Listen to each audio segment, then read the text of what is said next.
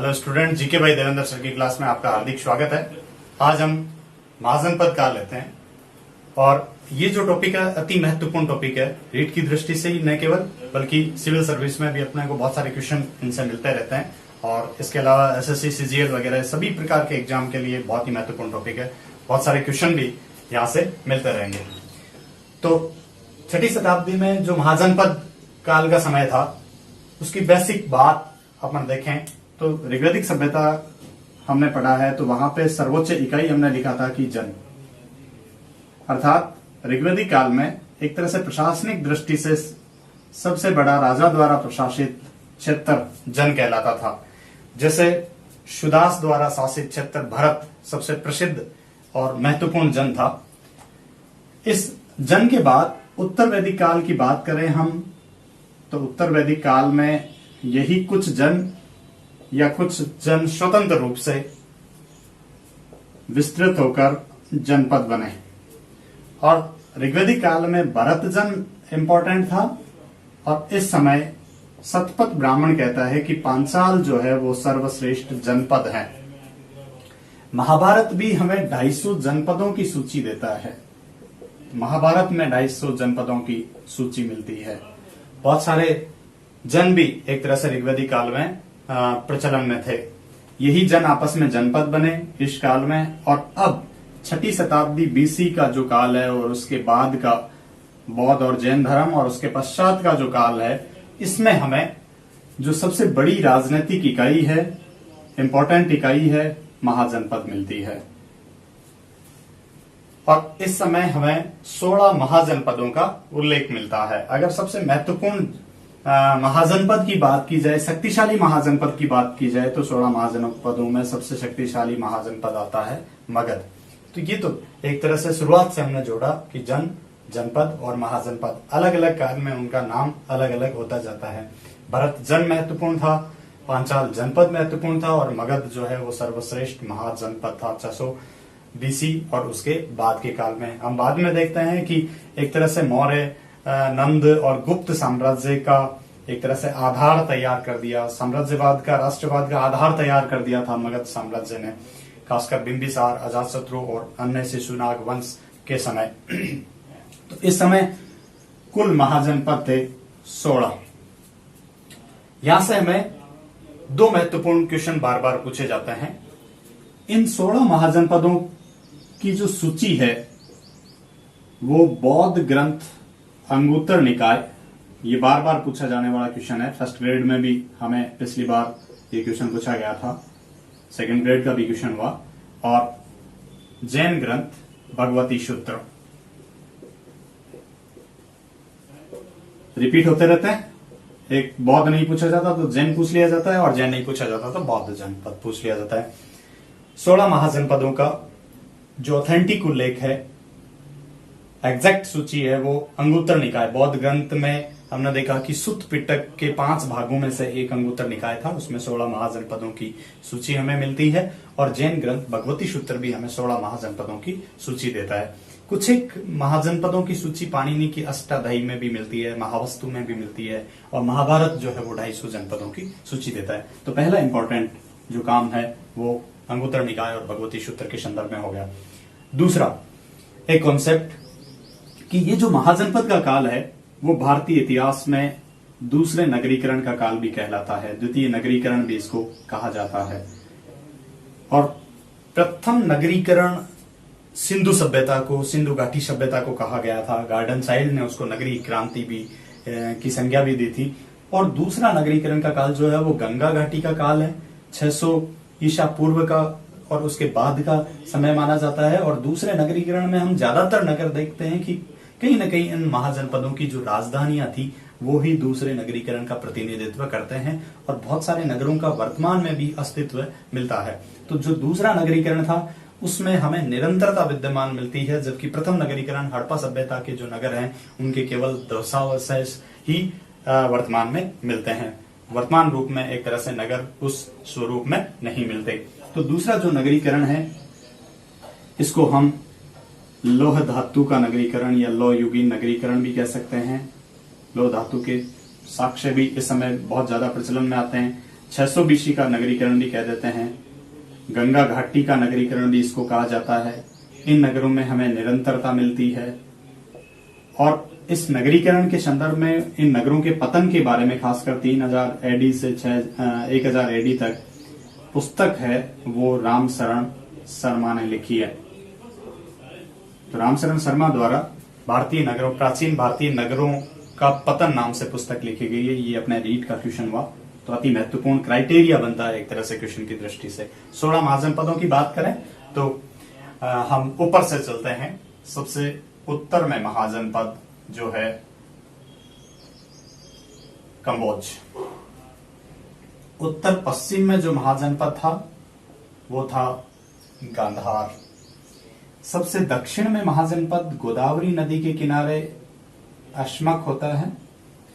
और सबसे पश्चिमी महाजनपदों में से एक जो है मालवा क्षेत्र में अवंती को माना जाता है। सबसे पूर्वी महाजनपद जो है वो अंग को माना जाता है। अंग के निकटवर्ती मगध था। बिहार और नेपाल की तराई के पास वज्जी और मल महाजनपद थे। आधुनिक बुंदेलखंड एरिया जो है वहां पर चेदी महाजनपद था। यमुना के किनारे वत्स महाजनपद था। इसके अलावा पांचाल महाजनपद उत्तर प्रदेश के एक तरह से हम देखते हैं कि बदायूं बरेली के आसपास का क्षेत्र। इसके अलावा कुरु महाजनपद हरियाणा में। इसके अलावा हम देखते हैं कि यहाँ पर राजस्थान में मत्स्य महाजनपद और मत्स्य के पड़ोसी महाजनपदों में सूरसेन का अस्तित्व था। इसके अलावा महाजनपदों में हम देखते हैं कौशल महाजनपद जिसकी राजधानी श्रावस्ती वगैरह थी। तो ये कुछ एक महाजनपद जो है वो हमें अवस्थिति के आधार पर देखते हैं। तो अस्मक को और अवंती को छोड़ दें या उत्तर पश्चिम में गांधार कंबोज को छोड़ दें तो ज्यादातर महाजनपद जो है वो गंगा घाटी में ही फैले हुए होते हैं। अर्थात इन महाजनपदों में अधिकांशतः महाजनपदों का विस्तार गंगा घाटी में था। तो यही गंगा घाटी का नगरीकरण भी एक तरह से ज्यादातर महाजनपदों की राजधानियों के संदर्भ में कह दिया जाता है। कुछ एक महाजनपद दक्षिण और उत्तर पश्चिम में होते हैं। सबसे पहले महाजनपदों की बात करें तो कंबोज पे चलते हैं। कंबोज जो है आधुनिक दक्षिण पश्चिम कश्मीर का जो ये प्रदेश है, इसके अलावा अफगानिस्तान का जो प्रदेश था वो कंबोज में विस्तृत था। एक तरह से कंबोज वहां क्षेत्रों में फैला हुआ था। दक्षिण पश्चिमी कश्मीर का जो क्षेत्र है वो भी कंबोज के अंतर्गत आता था। महाजनपद के अंतर्गत सबसे उत्तरी महाजनपदों में भी ये एक माना जा सकता है। अपने पिछले फर्स्ट ग्रेड का ये क्वेश्चन हुआ, सबसे उत्तरी महाजनपद पूछा गया था तो उसमें हम कंबोज कह सकते हैं। कंबोज की राजधानी जो है वो हाटक या राजपुर आती है। सबसे उत्तरी महाजनपद, इसकी राजधानी हाटक या राजपुर। इसके अलावा इंपॉर्टेंट बात कि कंबोज जो है प्राचीन काल में अपने घोड़ों के व्यापार हेतु प्रसिद्ध था।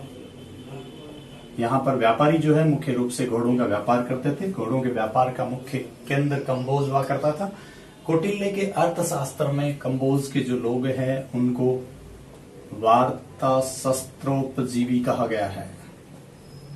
तो इसका अर्थ ये भी हुआ कि वार्ता जो है वो सम्मिलित रूप से हम खेती, पशुपालन और व्यापार की तीनों प्रोसेस को कहते हैं और शस्त्रों पर भी जो आजीविका कमाते हैं। तो इसका मतलब सीधा सीधा ये हो गया कि खेती, पशुपालन जिसको मिश्रित कृषि भी कहा जा रहा है और व्यापार, इन तीनों प्रोसेस के साथ साथ शस्त्रों पर आजीविका, युद्ध पर आजीविका जो कमाई जाती है एक तरह से, इसलिए वार्ता शस्त्रोपजीवी कंबोज के लोगों को कहा गया है। घोड़ों के व्यापार का एक महत्वपूर्ण केंद्र उत्तर में स्थित महाजनपद।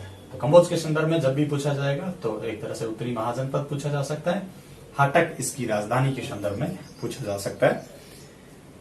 कंबोज के बाद दूसरी बात कर लेते हैं हम गांधार महाजनपद की।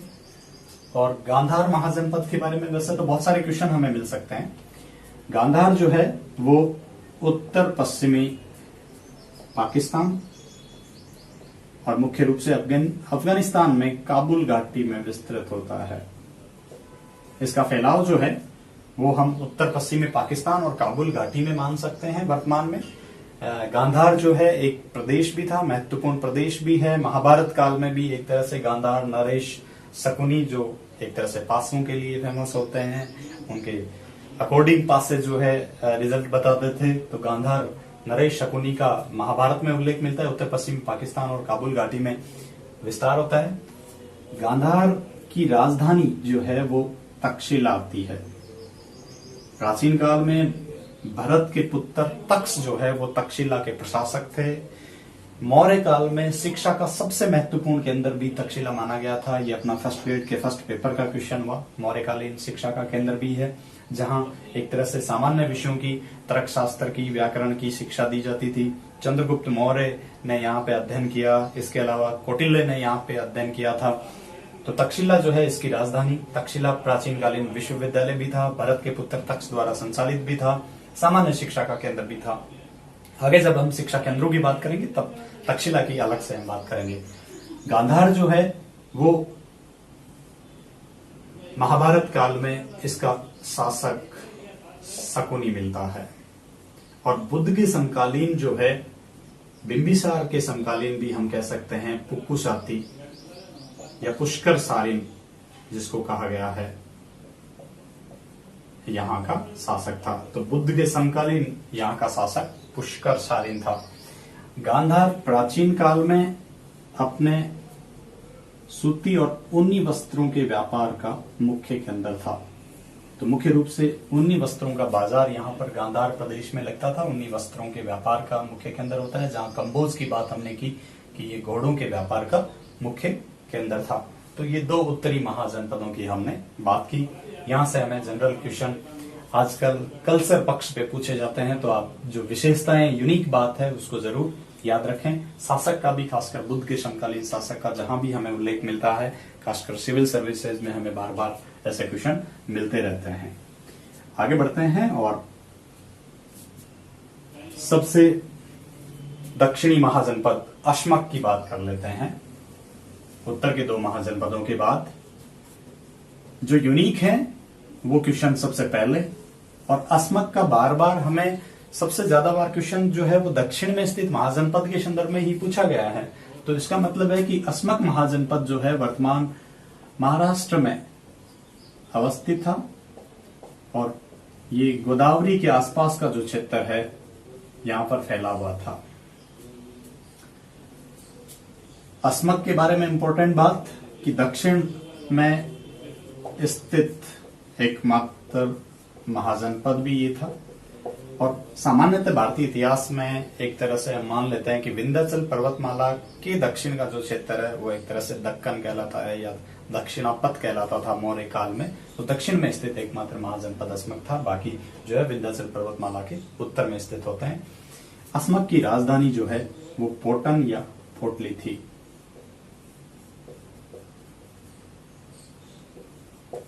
तो हमें दक्षिणी महाजनपद के संदर्भ में पूछा जा सकता है, और एक तरह से सभी महाजनपदों में सबसे दक्षिण में इसकी राजधानी पोटन या पोटली आती है।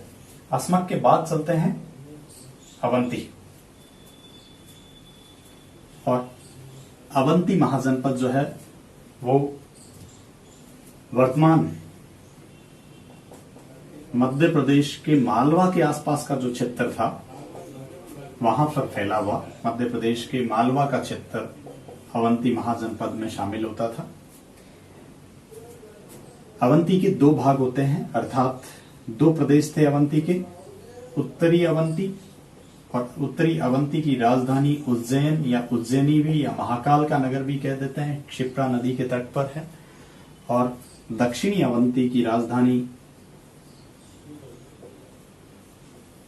माहिष्मती साम्राज्य की जय, इसको भी माना जाता है। तो उत्तरी अवंती की राजधानी उज्जैन थी, महाकाल का नगर भी माना जाता है, और दक्षिणी अवंती की राजधानी माहिष्मती जो है इसको कहा जाता था। अवंती जो है वर्तमान मध्य प्रदेश के मालवा के आसपास के क्षेत्र जो है वहां पर फैला हुआ महाजनपद था। और अवंती के संदर्भ में हम देखते हैं अति इंपॉर्टेंट, बुद्ध का समकालीन यहाँ का शासक जो है वो चंड प्रदोत होता है। और इसका रोग ठीक करने के लिए बिंबिसार ने अपने राजवैद्य जीवक को भेजा था। तो बिंबिसार का राजवैद्य था मगध का शासक बिंबिसार। इसने अपने राजवैद्य को चंड प्रद्योत का पांडु रोग ठीक करने के लिए भेजा। चंड प्रद्योत के संदर्भ में आता है कि इसने एक तरह से वत्स के शासक उदयन को पराजित कर उसको कारावास में डाल दिया था, और यही कारावास में चंड प्रद्योत की पुत्री वाष्वदत्ता से उसको प्रेम हो गया। तो उदयन और वाष्वदत्ता की प्रेम कहानी का विवरण हमें संस्कृत के पहले संपूर्ण नाटक जो भास ने लिखा है उसमें मिलता है। स्वपन वाष्वदत्ता भास का पहला संपूर्ण नाटक माना जाता है। इसमें उदयन जो वत्स नरेश था उसके और वाष्वदत्ता की प्रेम कहानी के बारे में जानकारी मिलती है। चंड प्रद्योत की पुत्री थी वाष्वदत्ता, और इसके साथ साथ एक तरह से हमें हर्ष के नाटक प्रियदर्शिका में भी उदयन और वाष्वदत्ता की प्रेम कहानी का विवरण मिलता है। अवंती जो है यहाँ का शासक चंड प्रद्योत, और बिंबिसार जो है वो मगध का शासक हो गया। और ये एक तरह से हम कह सकते हैं कि बुद्ध के समकालीन और बुद्ध के शिष्य भी थे अवंती के चंड प्रद्योत। आगे बढ़ते हैं, और अवंती के बाद राजस्थान की दृष्टि से और रीट की दृष्टि से अति महत्वपूर्ण, एक बार हमें पूछा भी जा चुका है तो अति महत्वपूर्ण रहेगा दोबारा से भी, जनपद भी है और महाजनपद भी। अगला महाजनपद आता है मत्स्य महाजनपद। मत्स्य महाजनपद जो है वो वर्तमान में जयपुर खासकर विराटनगर का जो क्षेत्र है, इसके साथ अलवर का कुछ जो भाग है, इसके अलावा कुछ एक अन्य करौली जैसे प्रदेशों में फैलाव मुख्य रूप से जयपुर और अलवर में विस्तृत था। हम देखते हैं कि एकीकरण का जो पहला चरण था वो भी इस प्राचीन नाम के कारण ही पहले चरण का नाम मत्स्य संघ रखा गया था के एम मुंशी की सिफारिश पर। तो जयपुर और अलवर में विस्तृत मत्स्य महाजनपद की राजधानी विराटनगर थी। एक विधानसभा क्षेत्र भी है जयपुर का विराटनगर। और महाभारत काल में यहाँ का राजा विराट आता है। तो महाभारत काल में जब पांडवों ने अपना अज्ञातवास अर्थात पहचान छुपाकर उनको रहना था, तो अज्ञातवास जो है विराटनगर के राजा के यहाँ व्यतीत किया, और यहाँ राजा की पुत्री को एक तरह से संगीत की शिक्षा दी गई थी अर्जुन द्वारा। मत्स्य महाजनपद जो है उसका उल्लेख महाभारत काल में भी एक तरह से अज्ञातवास के संदर्भ में यहाँ का राजा विराट आता है, और विराट एक प्राचीन राजा के संदर्भ में भी कह देते हैं कि उत्तर दिशा का जो स्वामी है वो एक तरह से अपनी उपाधि विराट ग्रहण करता था। ये अपना रीट का भी क्वेश्चन हुआ। तो राजधानी विराटनगर, राजा भी विराट, महाभारत काल में एक तरह से महत्वपूर्ण एक जनपद मान सकते हैं, जयपुर अलवर और कुछ अन्य प्रदेशों में विस्तृत। मत्स्य का पड़ोसी जो महाजनपद था और जिसका फैलाव राजस्थान के भी कुछ प्रदेश में, करौली जैसे प्रदेश में आता है, सूरसेन।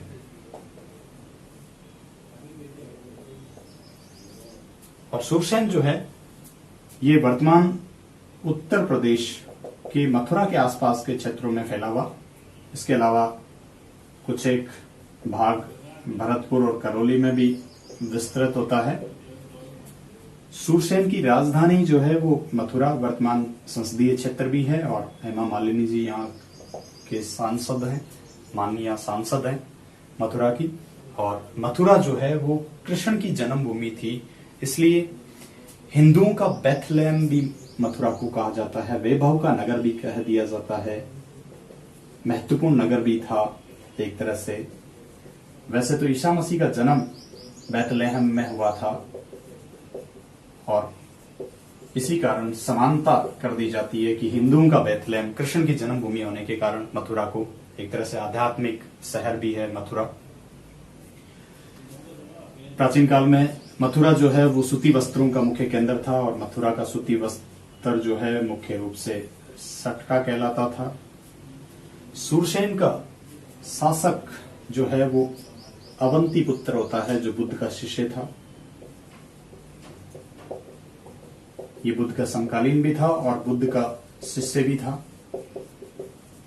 और बुद्ध ने स्वयं मथुरा में आकर बौद्ध धर्म का प्रचार किया था और एक तरह से बुद्ध अवंती नहीं जा सके थे उससे दक्षिण में, तो बुद्ध ने अपने प्रिय शिष्य महाकत्सायन को अवंती भेजा था बौद्ध धर्म का प्रचार करने के लिए।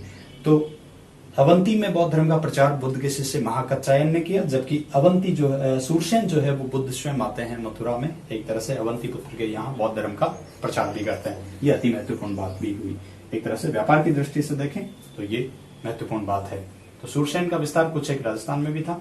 मथुरा इसकी राजधानी, वर्तमान उत्तर प्रदेश के मथुरा के आसपास के क्षेत्र को एक तरह से हम सूरसेन महाजनपद में रख सकते हैं।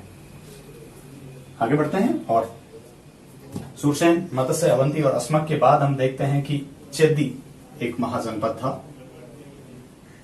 और चेदी महाजनपद वर्तमान उत्तर प्रदेश के बुंदेलखंड का जो क्षेत्र है वहां पे विस्तृत होता है और चेदी का शासक महाभारत काल में माना जाता है शिशुपाल को। तो महाभारत काल में शिशुपाल, जिसका वध कृष्ण द्वारा किया गया सुदर्शन चक्र से, एक तरह से शिशुपाल महाभारत काल का शासक मिलता है। शिशुपाल पर शिशुपाल वध पुस्तक संस्कृत के महाकवि माघ ने लिखी है, जो अपने राजस्थान के भीनमाल जालोर के निवासी हैं। चेदी की राजधानी जो है वो सौतवती या सुक्तिमती आती है। सौतवती या उसको सुक्तिमती भी कह दिया जाता है। ये चेदी की राजधानी वर्तमान बुंदेलखंड के क्षेत्र के संदर्भ में राजधानी हमें पूछी जा सकती है, या फिर अति महत्वपूर्ण पुस्तकों में से एक संस्कृत भाषा में लिखी हुई। जब भी सुमेलित करना क्वेश्चन पूछा जाता है तो जरूर रहती है। राजस्थान की दृष्टि से अति इंपॉर्टेंट रहती है। भीनमाल एक तरह से जन्मभूमि है महाकवि माघ की, जिन्होंने शिशुपाल वध ग्रंथ लिखा है। चेदी के बाद हम देखते हैं कि अगला महाजनपद वत्स, और वर्तमान उत्तर प्रदेश और मध्य प्रदेश की सीमा पर अवस्थित यमुना नदी के किनारे वत्स की राजधानी जो है वो कौशाम्बी आती है। और ऐसी मान्यता है कि जब हस्तिनापुर जो है बाढ़ के कारण नष्ट हो गया तो निचक्षु द्वारा कौशाम्बी राजधानी स्थानांतरित की गई थी, कौशाम्बी की स्थापना की गई थी। वत्स की राजधानी कौशाम्बी है और इसी वत्स का ही शासक था उदयन, जो बुद्ध का अनुयायी भी होता है, बुद्ध का शिष्य भी था। और इसी उदयन और वाष्वदत्ता की प्रेम कहानी के बारे में हमने अभी जिक्र किया कि भास ने अपना पहला नाटक लिखा है सुपन वाष्वदत्ता, पहला संपूर्ण नाटक संस्कृत भाषा का, जिसमें उदयन और वाष्वदत्ता की प्रेम कहानी का विवरण मिलता है। तो वत्स के शासक थे उदयन, जो बुद्ध के शिष्य भी होते हैं। इसकी राजधानी कौशाम्बी आती है।